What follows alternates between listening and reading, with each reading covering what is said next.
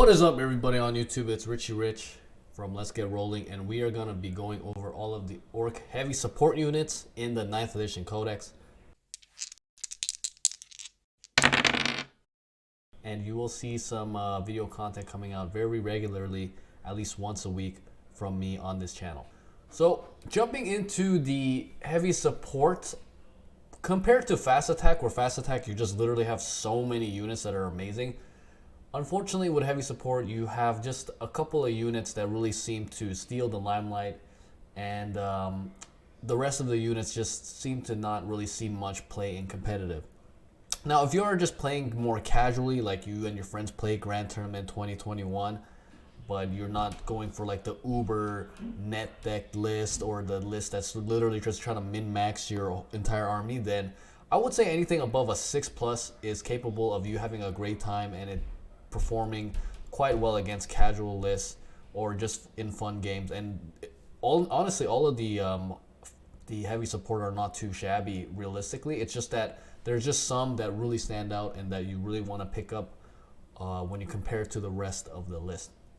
So we're gonna use the same rating system. I tweaked it a little bit, but essentially the same. 9 to 10 just means that it's an essential unit in a certain list. 7 to 8 means it's viable. 5 to 6 means that I see some potential in it, but it's not proven yet on a consistent basis.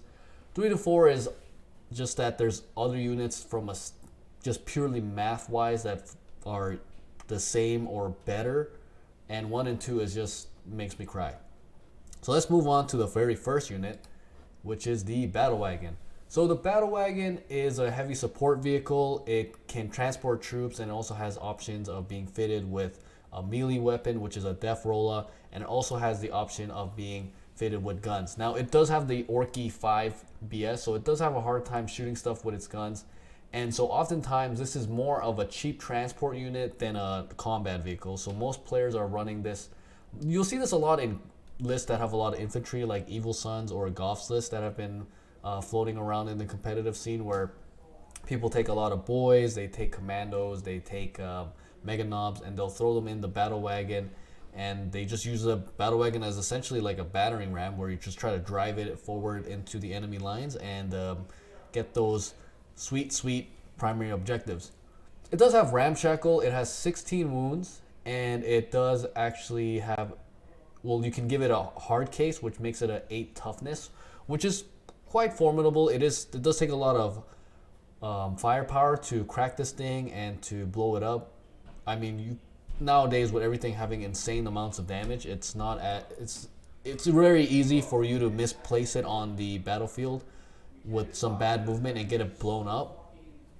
But ultimately, it is going to be a very sturdy way to get a lot of your boys or even mega armor knobs into the heat of the battle. So for those reasons, I would give this a 7.5. It's used competitively in Goth lists and any list with infantry, and I do think that we're gonna see it played even more. Actually, I think that there's a lot of potential with the Battlewagon. All right, now for the Bonebreaka.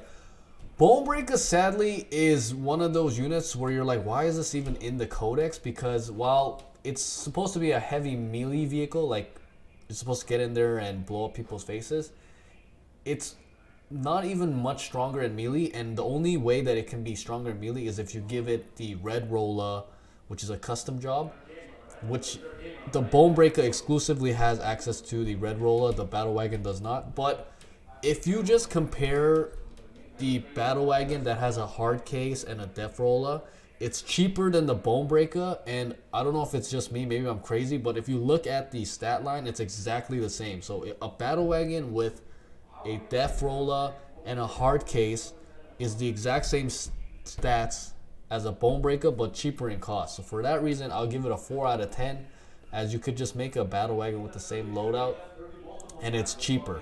So next up, we got the Gunwagon. So this is a heavy weapons vehicle. So this has upgraded shooting. It does have some potential in the fact that it has periscope. So periscope means that it gets +1 to hit when it's shooting from its kill cannon, zap gun, or the boomer. So that makes it a little interesting. It's not too expensive, but again, I'm gonna go into some other units that outshine the Gunwagon. Namely, the kill rig is a lot killier than the Gunwagon. Of course, it doesn't have the same potential of transporting non-beast snaggers like the Gunwagon does, but the Gunwagon, I think it's at a weird spot where this is kind of a unit where you want it to stay back and shoot, but at the same time, it has the option of transporting troops. So I think it has a hard role. It doesn't really have a hard role to fill in any list archetype. So for that reason, I would give it a 6 out of 10. I think it does have potential, but right now we're not seeing it much in any competitive list. Dragon is a unit I actually really liked in 8th edition. It's pretty good. Its gun is amazing. It's a heavy weapons vehicle with an excellent weapon. It is kind of sad that it doesn't have the wagon keyword, which means that you can't put in a Speed Freaks army. I really wanted to be able to use this in a Speed Freaks list that basically gets rid of Wasp Bombs and uses cannon wagons instead. I think that would be pretty powerful. It has a lot of potential. I think that the gun is good. It's quite durable. 7 toughness. You got 16 wounds. Its range on the weapon is 60 inches. So it's not really gonna be in a compromised situation very often. As well, it's now got Ramshackle, so -1 damage for any weapon that's under strength 8. And it's hitting on a 4+ because it's got the Kannonwagon Grot Gunners. Right now though, it's not really seeing much play. There's no real archetype that's picked this up. Even in freebooters, they rather have the Wasp Bomb Blast-O-Jets that basically allow you to, just dive right into the enemy lines, whereas the Kannonwagon will need line of sight. So that is a drawback of the Kannonwagon. However, I do think this has potential, and I do like this unit. So I'm going to give it a 6.5. I do hope that we can see more use out of the Kannonwagon in the future. Next up, we got the Hunta Rig. The Hunta Rig, stat-wise, is great. Okay, it's a heavy transport vehicle. It has great combat. It's got a bunch of attacks. It can just smash a bunch of people. I mean, it's got, how many attacks does this thing have? It has 6 attacks with the Butcher Boys, and then it got Savage Horns and Hooves. It's got a decent gun that actually, it's 2 damage, -1 AP, strength 6, heavy 6. Even though it's hitting on 5+, it has enough shots that I think it's gonna be a threat on the field. It's definitely not gonna be performing amazing as a ranged option, but it is still gonna be doing something, which is better than nothing. And it has an interesting rule with the snagged, where if you hit an enemy vehicle or monster and it loses any wounds, then on a 4+, then that vehicle or monster basically cannot move more than 12 inches from this unit. So that's an interesting concept there. One of the drawbacks of the Hunta Rig is that it can only transport Beast Snag infantry models. So that is definitely I would say a drawback of it. It's not a huge drawback because a lot of people are running Beast Snag Boys, because Beast Snag Boys are proving to be quite good in the current meta. The only reason for the 7 out of 10 rating is going to be the next unit, which totally blows this one out of the water, and that is the Kill Rig. Okay, the Kill Rig is absolutely insane. What you get for the points is ridiculous. You basically get an upgraded Hunta Rig, where you get a Hunta Rig, but now you also get access to psychic powers. So that means that you can use this to deny psychers, and you can also, it has smite and 2 powers from the Beast Head discipline. So it has the same melee profiles as the Hunta Rig, but it also has now a War Tower, and anytime you successfully manifest the psychic, this thing hits automatically. Its strength 9, -3 AP and D6 damage is pretty damn good. It's basically like a shorter range custom Mega Blaster that hits every single time, as long as you're pulling off those psychic tests. We're seeing this a ton in Goff's list right now. They're basically a staple list or staple unit in Goff's list, and they're doing very, very well. Colin K actually took a first place finish in December running 3 of these and just a bunch of boys. I do think that kill rigs are going to be a staple in a lot of the Goff's lists or lists that have infantry and they just try to overpower the board, as this thing is going to trade very well for its points cost. So for that reason, I would say that kill rig is definitely a 9 out of 10. Alright, Deff Dreads. So Deff Dreads, we're seeing a lot of play in 8th edition, especially in Death Skull's list. But now they are not seeing as much play because there is not much custom jobs that you want to give on a Deff Dread, and now you can only give custom jobs if you have a unit of 1 Deff Dread, which is you don't really want to have just a unit of 1. So they are the heavy walker. The plus is that they do have very diverse loadouts. The downside is that they're not as durable as they seem. However, they're pretty cheap. You can basically have a Deff Dread for 80 points. It'll have 4 claws, and that means that that's about 4 plus 7 attacks at strength 10, minus 3 AP, 3 damage, weapon skill 3 plus. So that's not something that is too shabby, and it does have ramshackle, so it is a little harder to kill than before. But at 8 wounds and 7 toughness, honestly, this thing gets blown up a lot quicker than you would think. Just have really hard time staying on the battlefield longer than 1 turn being in direct fire of your enemy. So they're more squishy than they've initially seemed. They are seeing some fringe play. However, they're having a hard time finding a role in any archetype, because for the price of Deff Dreads, I think Goth lists and infantry lists rather just have more guys. They rather have more bodies to contest objectives. And it doesn't really fit in freebooters lists and speed freaks lists. Well, speed freaks can't even take them. And for freebooters, I think the buggies are just a better range option, and there's just better range options in general for freebooters compared to the Deff Dreads. So for that reason, sadly, I put these at a 6 out of 10. Does make me sad because I do have a couple of these sitting around doing nothing, but that's just sometimes how it is. Okay, Killa Kans, they're the light walker. They actually have a decent melee profile. It's not amazing, but it's actually decent. However, their lack of stratagems is frustrating. They essentially cannot use any stratagem, but they still do a decent job. They have actually been popping around in some Goths lists, even though they can't get the clan culture. They are price-wise not too shabby, and they're actually much more durable than people would assume. So they're coming in at 5 wounds, 5 toughness, which may not seem like a lot, but really the thing is, I find with Killa Kans is that most people don't really think much of Killa Kans, because I don't think people play against these too much. And these are actually decent at clearing chaff and holding objectives. They can get up there, you can put scorches on them that really make them a menace against any sort of infantry, especially Drukhari, Admech. Their melee profile is really not bad. They get 4 attacks hitting on 4 plus, 3 damage, strength 8, minus 3 AP, so they can deal with vehicles as well. The main complaint that people had when theory crafting is the low leadership, because if you do take out multiple of one of these, you do have the chance of these running away, which does suck. But even me, when I've used Killa Kans, I found them to be pretty damn good. I think that these actually might be able to find a better role in archetypes than the Deff Dread. I could see these being used in lists with infantry to give them a bit more of a way to handle heavy vehicles, or if just to just to mix it up so that the enemy has to deal with some more heavier targets, and just forcing the enemy to take heavy armor, medium heavy armor, anti-medium and anti-heavy armor options. So Killa Kans, I think they have potential, 6 out of 10, and I would love to see them being used more, because they are one of the better, in my opinion, one of the better models. Alright, next up we got the Flash Gitz. So Flash Gitz are the heavy range infantry. The heavy classification of the gun does hurt the unit. It has some interesting concepts and stratagems, namely being one of the only Orc units that can shoot twice.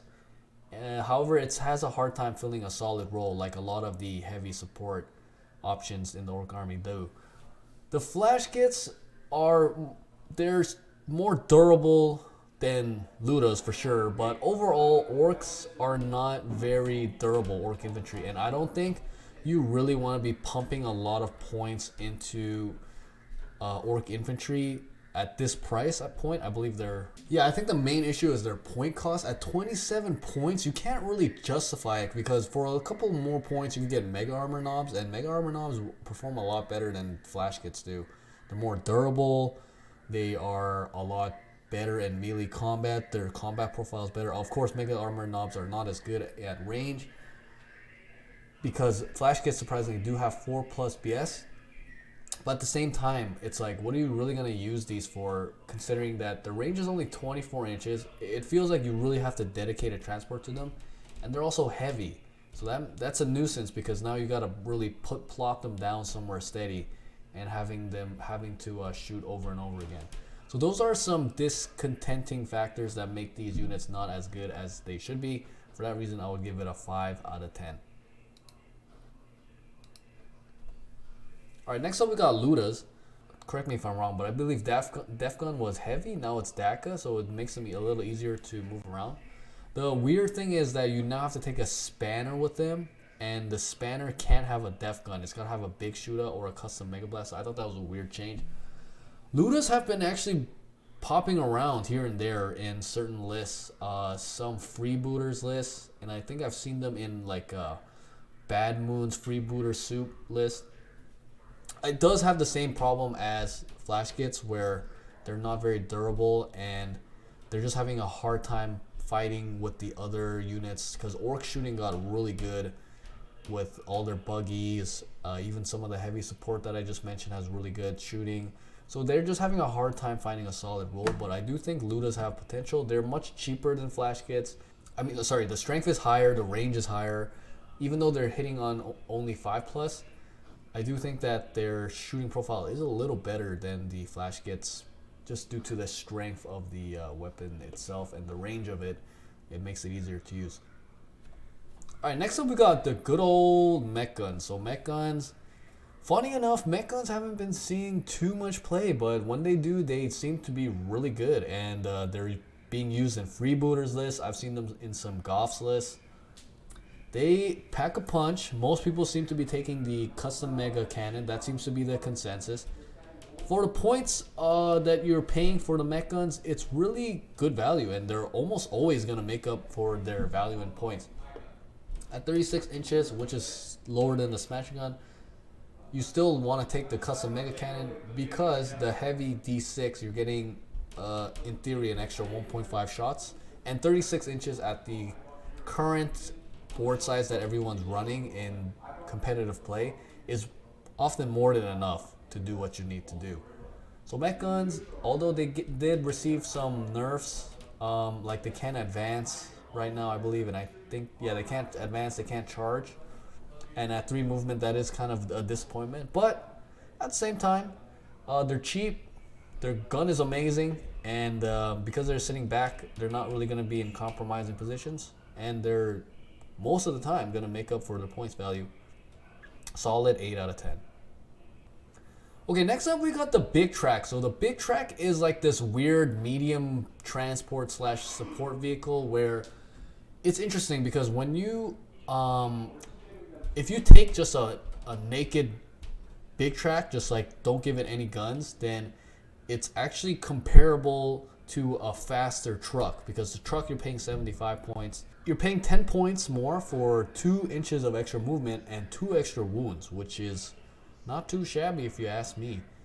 However, the thing with the Big Trakk is that it doesn't benefit from the Truck Boys keywords, which is extremely valuable, having Truck Boys, because, oh man, Truck Boys, being able to give that to... Now people are even using them on knobs. Knobs are making a comeback. Knobs, Mega Armor knobs, just a bunch of good old boys. And they're devastating. Yeah, they're really devastating. So that makes the Big Trakk not as appealing. And honestly, when you soup up the Big Trakk with guns, it's really disappointing. It just, for the point cost, it's really not going to do too much. It's sitting on 5+, and it doesn't get the special rules that a Kannonwagon gets or a Gunwagon gets, which increases the ability to hit. So for those reasons, for combat, it's lackluster. I think that there's some potential here as using this as an alternative to the truck. Only time will tell, and we'll see if that extra 2 inches of movement and that 2 extra wounds is a big enough difference for players to pick this up as an alternative for the truck. All right, Mekka Dread. Mekka Dreads are actually popping up again here and there in Goth's list. The Mekka Dread is a super heavy walker. It's got a great melee. It's going to basically destroy anything it gets into melee with. It has the most common loadout is just giving it Ripper Claw, so you just give it double Ripper Claws and let it do its thing. and it's awesome for teleporter charges because you can deep strike it. It actually has mega charge, so you can roll one additional d6, discard one, and then you got Wog as well, so you can re-roll the charge roll. And if you do ramming speed, then you can actually roll 4 dice d6 and discard one, so that will make the charge extremely easy. You're not going to really have a hard time hitting, and it makes it really consistent to pop out of a teleporter and just slam this into stuff. And it's gonna do a lot of damage because you got boom bits. So boom bits, if you choose to shoot it, is not bad at all. It's assault d6, 5 strength will definitely be good at dealing with chaff. And the plus is that it automatically hits, so it's like a sort of flamer. The Dread Ripaclaw is freaking amazing. It's 14 strength, minus 3p, d3 plus 3 damage, so it's gonna really put in work. Like anything that the Mekka Dread gets into combat with is not gonna have a good time. It's probably gonna destroy it, even if it's a heavier vehicle. It's just gonna not be able to survive the Mekka Dread. So it's being used more. Its profile is good. It's not too expensive. I think it's about 165 points. So for that reason, I'll give it a 7 out of 10. The Mekka Dread is definitely a solid choice in the right archetype. Alright, next up we got the Mekka Dread. So Mekka Dread is a super heavy walker. It has more of a support role because it can fix vehicles, but it can't fix itself, which is interesting. And yeah, other than that though, it has a kill cannon. I think damage 2 on kill cannon. I think the kill cannon is just a bit lackluster of a weapon in general. I could see Mekka Dreads being used in some ranged armies, maybe some freebooters. But realistically, you could have about 3 Mek Gunz for the same price as a Mekka Dread, and I think the 3 Mek Gunz would vastly outperform the Mekka Dread. Now you might say to yourself, okay, but the Mekka Dread can repair stuff. When you actually get on the tabletop, you find that things die a lot faster than you expect. So repair, while it's nice, is not the game changer that I honestly would like to see it being. So for that reason, I would give it a 6 out of 10. I think there's just better options than the Mekka Dread. Alright, last but not least, we got the Squiggoth. Squiggoth is a heavy transport monster, and it has Howdah, which is an interesting concept, which means that anything that is inside the vehicle does not count as being moved. They count as being stationary, even if this fell back, moved, so on and so forth. So it seems like an interesting unit to put a bunch of like tank busters or Lootas, flash Gitz maybe, and just use it to shoot stuff. Now, the thing is, if you give it a cannon, the Squiggoth, then it can only carry 6 units in it. It's interesting that it also has Ramshackle. I think that's pretty damn interesting that they gave the Squiggoth Ramshackle. However, once again, this seems to be a unit where it's just outshone by the Kill Rig. Like, Kill Rig is way stronger. It's got more guns, it's got psychic, it just does everything, and I think it's even cheaper than the Squiggoth, which is kind of disappointing. I mean, Squiggoth, yeah, it's a little cheaper. No, it's the same price as the Squiggoth. So given that the Squiggoth and the Kill Rig is the same price, you would like 100% of the time want to go with the Kill Rig. The only advantage with the Squiggoth is that it's not fixed to only transporting Beast Nagas, but again, with Beast Nagas becoming quite common, Beast Naga boys becoming more common in these infantry lists, that's not going to be too much of a downside that you're going to pick a Squiggoth over a Kill Rig. I will say though that the Squiggoth is an awesome model, and definitely will need to get one day. So that's it for all of the heavy support for the Ork Codex in 9th edition. Thanks for watching. If you have something that you think you would rank differently, or that's something you would change, let me know. Put it in the comments below. Thanks again for everyone who's liking, subscribing, and commenting. I really appreciate it. And you'll see these videos come out regularly now, once a week. Next video, we're going to go over the Lords of War and the Flyers, but I also plan to make videos on army lists for individual clans. If you have other ideas for videos that you want to see, definitely post in the comment below. Thanks for watching. Stay safe, and as always, keep those dice rolling.